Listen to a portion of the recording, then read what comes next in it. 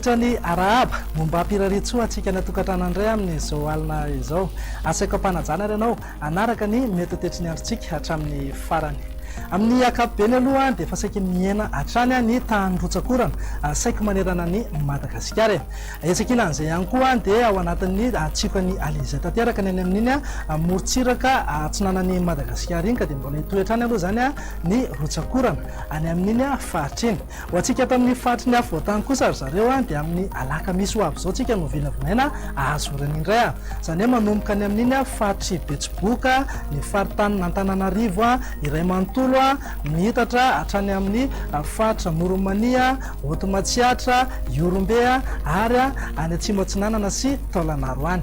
Raha mahakasika ny maripana kosa indray dia tsy dia misy fiovana firy aloha fa saika anevokevoka be hatrany manerana ny Madagasikara amin'ity herinandro ity. Andao ho jerentsika ny antsipriany ny mety tetry ny andro ho amin'ny rahampitso talata fasivy volana aprily. Azorana malefaka aloha ny any amin'ny manodidina ny Antala, Analanjorofo ary any amin'ny faritra atsinanan'ny Madagasikara iny. Raha somary maka endrika tandrifindraona kosa izay oran'izay ho antsika any amin'ny faritry Vatovavy, Fidivinany sy Atsimo Atsinanana. Ho any amin'ny distrikany Marolambo, ny faritry Mangoro ary ny ilany atsinanan'ny Analamanga iny kosa dia andrahoana amin'ny ankapobeny izay mety arahina herikehika manify.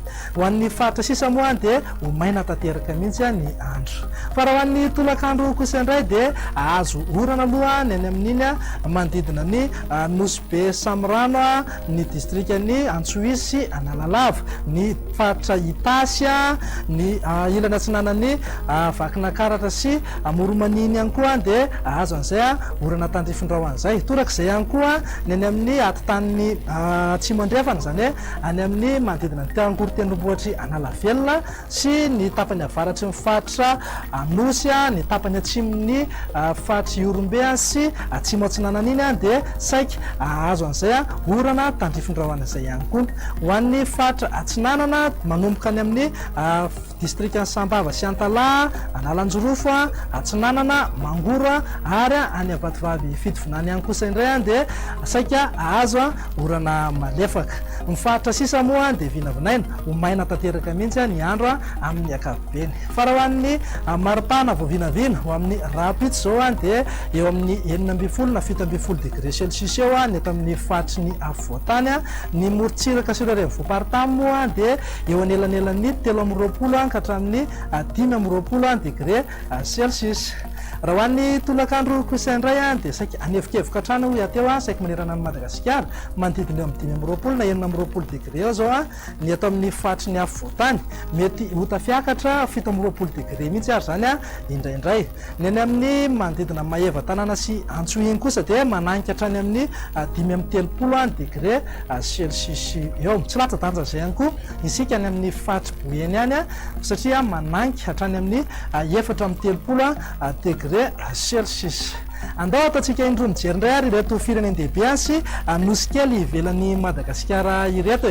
Andrahona aloha ny any Johannesburg raha toa kosa ka azo orana tandrifindraona ny any Milan. Ho maina tanteraka kosa ny andro any Paris, Nairobi ary Bangkok. Ho andreo nosy kely kosa indray dia azo oram-baratra ny any Seychelles raha somary maka endrika tandrifindraona izay oran'izay ho an'ny Maurice.